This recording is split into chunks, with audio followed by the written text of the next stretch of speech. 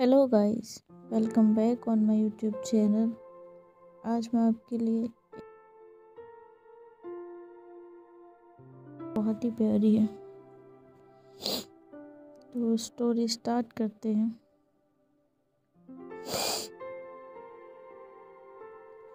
अवनीश सुबह समय पर नहीं उठा तो संस्कृति को चिंता हुई।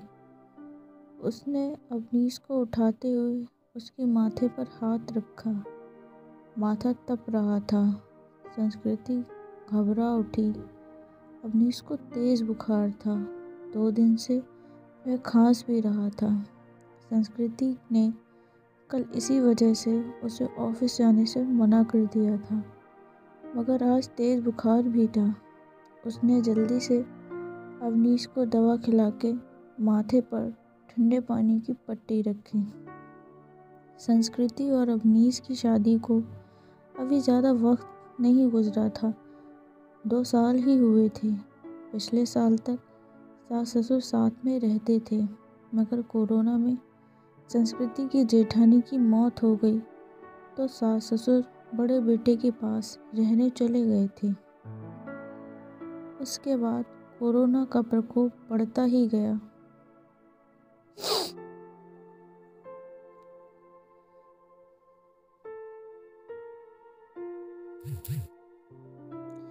पिछले कुछ समय से टीवी चैनल्स पर दिल्ली के अस्पतालों में कोरोना से जूझने वालों की हालत देखकर वह वैसे भी परेशान थी। कहीं वेंटिलेटर नहीं तो कहीं ऑक्सीजन नहीं। मरीजों को अस्पताल में बेड तक नहीं मिल रहा था।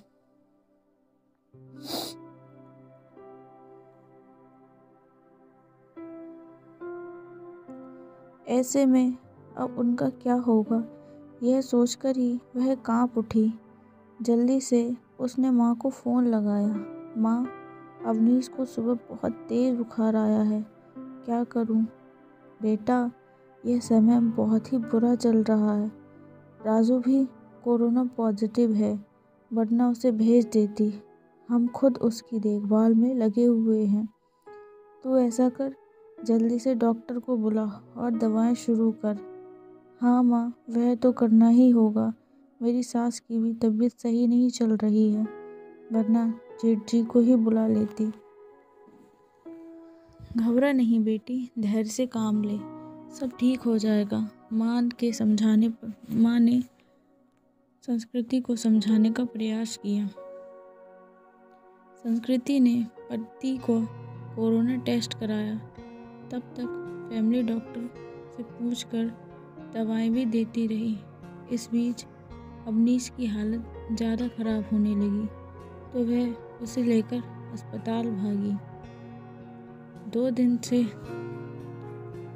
दिन हॉस्पिटल से निराश लौटने के बाद तीसरे में मुश्किल से बेड का इंतज़ाम हो सका। सास ससुर और जेठ भी दूसरे शहर में थे, सो मदद के लिए नहीं आ सके। वैसे भी दिल्ली में लॉकडाउन लगा हुआ था। रिश्तेदार चाहकर भी उसकी मदद करने नहीं आ सकते थे। आस पड़ोस वालों ने कोरोना के डर से दरवाजे बंद कर लिए। तब संस्कृति ने अपने दोस्तों को फ़ोन लगाया, पर सबने बहाने बना दिए। अकेली संस्कृति पति की सेवा में लगी हुई थी। अस्पताल में मरीजों की लंबी कतारों और मौत के तांडव के बीच किसी तरह संस्कृति खुद को बचाते हुए पति के लिए दौड़ भाग करने में लग गई। कभी दवा की पर्ची लेकर भागती तो कभी खाना लेकर, कभी डॉक्टर से गिड़गिड़ाती तो कभी थक हार कर बैठ जाती। उसे कोरोना वार्ड में जाने की इजाज़त नहीं थी। बाहर रिसेप्शन पर बैठकर ही पति के ठीक होने की कामना करती रहती। उस पर पति की तबीयत अच्छी होने की बजाय बिगड़ती जा रही थी। उस दिन भी डॉक्टर ने पर्ची में कई दवाएं जोड़कर लिखी। वह दवाई लेने गई, मगर जो सबसे ज़रूरी दवा थी वही नहीं मिली। अस्पताल में उसका स्टॉक ख़त्म हो चुका था।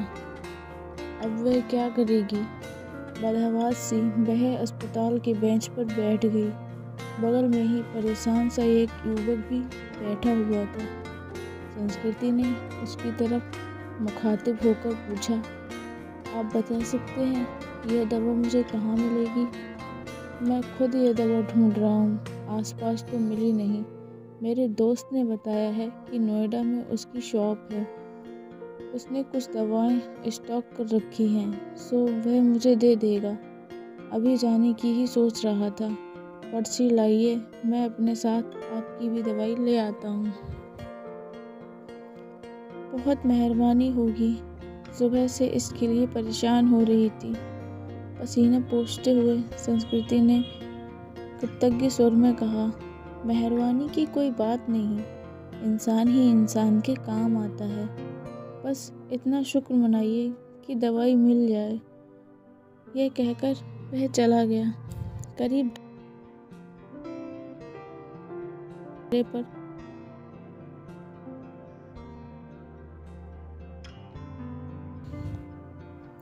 यह लीजिए, बड़ी मुश्किल से मिली है मगर मिल गई। बहुत बहुत शुक्रिया। कितने की है? संस्कृति का चेहरा खुल उठा। अरे नहीं, पैसे की ज़रूरत नहीं है। आप पहले यह दवा खिलाइए मरीज को। वहाँ वेंटिलेटर की सुविधा है और डॉक्टर्स भी अच्छे हैं। प्रतीक ने उसे डांडस बंधाया और फिर जल्दी ही शिफ्टिंग की सारी व्यवस्था कर दी।